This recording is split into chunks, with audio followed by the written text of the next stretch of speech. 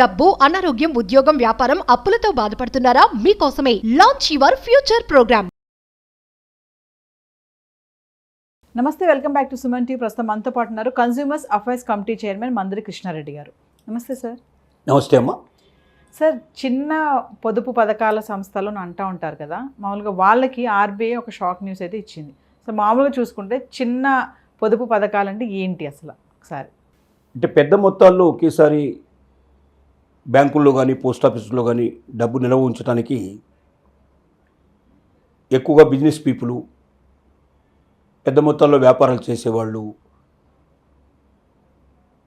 Corporate సంస్థలు దాచుకునే విధానం వేరుగా ఉంటుంది. ఆ డిపాజిట్లు కూడా లక్షల్లో కోట్లలో డిపాజిట్ చేసి 10 ఏళ్ళు 25 ఏళ్ళు అట్లా ఉండేటువంటి అవకాశాలు ఉంటాయి.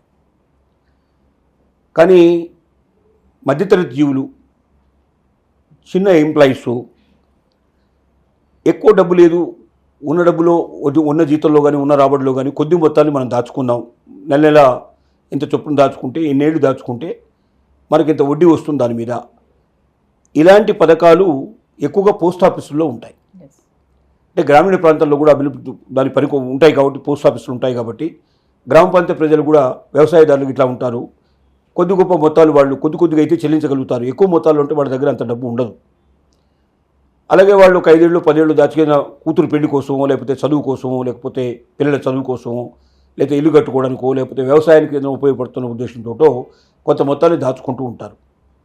దానికి 7% పైగా ఇప్పుడు వడ్డీ వచ్చేటువంటి ఏర్పాట్లు జరిగాయి. అంటే చిన్న మొత్తం పొదుపు పథకాలు ఏవైతే ఉన్నాయో దీనికోసం ప్రత్యేకంగా ప్రతి గవర్నమెంట్ ఆఫీసులో కూడా ఒక ఆఫీసరు, ఒక వింగ్ ఉంటుంది. వాళ్ళు ప్రోత్సహిస్తారు. అంటే ప్రజలకు చెప్తారు, ప్రజలకు చెప్తారు, దాని గురించి వివరంగా చెప్తారు. గవర్నమెంట్ ఎంప్లాయీస్ ద్వారా దీన్ని ప్రచారం చేస్తారు.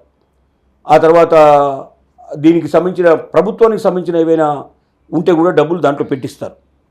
దీనికి కారణం ఏమిటంటే, గవర్నమెంట్ బాండ్స్లో ఈ డబ్బంతా ఏం చేస్తారు తిరిగి ప్రభుత్వం అంటే, పోస్ట్ ఆఫీసులో వచ్చింది కానీ లేకపోతే ఇక్కడ స్టేట్ గవర్నమెంట్స్ కానీ చేసే పని ఏమిటంటే, గవర్నమెంట్ బాండ్స్ కొనడానికి ఉపయోగిస్తుంది. గవర్నమెంట్ కూడా బాండ్స్ ప్రకటిస్తుంది. అంటే గవర్నమెంట్కి అప్పు కావాల్సి వచ్చినప్పుడు, డబ్బులు కావాల్సి వచ్చినప్పుడల్లా ఒక గవర్నమెంట్ బాండ్ రిలీజ్ చేస్తుంది. అంటే 5 ఏళ్లకి 10 ఏళ్లకి ఇంత వడ్డీ చొప్పున మీకు చెల్లిస్తామనేటువంటి బాండ్స్ మార్కెట్లో రిలీజ్ చేస్తుంది. దాన్ని చాలామంది కొంటారు. ఎందుకు కొంటారంటే, గవర్నమెంట్ బాండ్ అంటే 100% ఖచ్చితంగా ఆ డబ్బు తిరిగి వస్తుంది. ప్రభుత్వాలు మారొచ్చు కానీ ప్రభుత్వం తరఫున ఎవరైనా సంతకం పెట్టినప్పుడు ఆటోమేటిక్గా ఏ ప్రభుత్వం ఉన్నా దాన్ని గౌరవించాల్సిందే, ఏ ప్రభుత్వం అయినా ఆ డబ్బు మళ్ళీ తిరిగి చెల్లించాల్సిందే. కాబట్టి ఇది ఇలాగ గవర్నమెంట్ బాండ్స్ కాబట్టి దానికి మంచి డిమాండ్ ఉంటుంది, అందరూ కొంటారు. ఇట్లాంటి వచ్చిన డబ్బుతో ఏం చేస్తుందంటే, పోస్ట్ ఆఫీస్ కూడా గవర్నమెంట్ బాండ్స్ కొంటుంది. కొన్నప్పుడు దాంట్లో ఎక్కువ పర్సెంటేజ్ వస్తుంది కాబట్టి దాంట్లో వీళ్ళకు చెప్పినటువంటి 7% పైన ఉండేటువంటి వడ్డీ వీళ్ళకి చెల్లించి మిగిలిన ఏదైతుందో పోస్ట్ ఆఫీస్ డెవలప్మెంట్కి వాటికి ఉపయోగిస్తారు. ఆ రకంగా సో ఇది చాలా పెద్ద ఎత్తున జరుగుతుంది. మొత్తం భారతదేశ చరిత్రలో అన్ని రాష్ట్రాల్లో కూడా, అన్ని చివరికి గ్రామీణ ప్రాంతాల్లో ఉండే ఎంఆర్ఓ ఆఫీసులలో కూడా ప్రత్యేకంగా దీనికోసం ఒక ఎంప్లాయీ పనిచేస్తూ ఉంటాడు, ప్రచారం చేస్తూ ఉంటాడు. ఎప్పటికప్పుడు ఏ బాండ్లో పెట్టాలని చెప్పి మళ్ళీ వచ్చిన డబ్బులు కూడా వాళ్ళు సజెషన్ చేయడం జరుగుతుంది. ఒక పెద్ద యంత్రాంగం నడుస్తుంది ఇంట్లో. ఈ మధ్య ఏం జరిగిందంటే, 2 కారణాల చేత వడ్డీ రేటు తగ్గించేటువంటి పరిస్థితులు కనబడుతున్నాయి. ఒకటి ఏమిటంటే, రెపో రేటు తగ్గింది. రెపో అంటే ఏమిటంటే, ఇక్కడ రెపో రేటు ఏంటంటే, బ్యాంకుల లోపల రెపో రేటు ప్రకారంగానే రెపో రేటు పెరిగితేనేమో బాగా డబ్బు మార్కెట్లో రిలీజ్ అవుతుంది. అంటే ఒక బ్యాంకులో ఎంత డబ్బు ఉంచుకోవాలి మినిమంగా వాళ్ళు లోన్స్కి ఇట్లా ఇవ్వడానికి, రిజర్వ్ బ్యాంకులో ఎంత నిల్వ చేయాలి, అంటే వచ్చిన మొత్తం డబ్బుని రిజర్వ్ బ్యాంకులో నిల్వ చేయడానికి అవకాశం ఉండదు. అలాగే వచ్చిన మొత్తం బ్యాంకుని పబ్లిక్ ఇచ్చేయడానికి అవకాశం ఉండదు. ఎందుకు రిజర్వ్ బ్యాంకులో నిల్వ చేసి పెట్టమంటారంటే, రేపొద్దున ఆ బ్యాంక్ ఏదైనా తలకిందులైనా, ఏదైనా నష్టపోయినా డిపాజిట్దారులకు కొంత మొత్తంలో చెల్లించాల్సిన పరిస్థితి ఏర్పడుతుంది. అది మినిమం గ్యారెంటీ ఇస్తారు. ఆ మినిమం గ్యారెంటీ డబ్బుని వాళ్ళు బ్యాంకుల్లో డిపాజిట్ చేస్తారు, ఇది రిజర్వ్ బ్యాంకులో డిపాజిట్ చేస్తారు. ఈ రెపో రేటు పెంచడం అంటే, రిజర్వ్ బ్యాంకులో ఉండే డబ్బుని ఎక్కువ రిలీజ్ చేస్తూ ఎక్కువగా లోన్స్కి అవకాశం కల్పించేదాన్ని రెపో రేటు పెంచడం అంటారు. రెపో రేటు తగ్గిస్తూ ఉంటే ఏమవుతుందంటే, ఆటోమేటిక్గా బ్యాంకుల్లో, రిజర్వ్ బ్యాంకులో పెట్టాల్సిన డబ్బు పెరుగుతుంది, లోన్స్కి ఇచ్చే డబ్బు తగ్గుతుంది.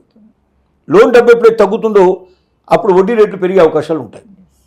లోన్లు ఎప్పుడైతే ఎక్కువ ఇచ్చే అవకాశం ఉంటుందో అప్పుడు వడ్డీ రేటు తగ్గే అవకాశం ఉంటుంది. ఇప్పుడు రెపో రేటు పెంచడం వల్ల ఎక్కువగా లోన్లకు డబ్బు బయటకు వచ్చింది కాబట్టి వడ్డీ రేట్లు తగ్గిపోయే పరిస్థితి ఏర్పడింది.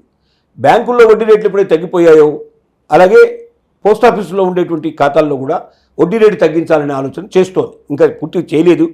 ఇప్పుడు ఈ నెలలో వాళ్ళు సమావేశం అవుతున్నారు. దీని ప్రకారంగా నిర్ణయం తీసుకున్నా ఇది నవంబర్ నుంచి అమలు చేసేట్టుగా చేస్తారు.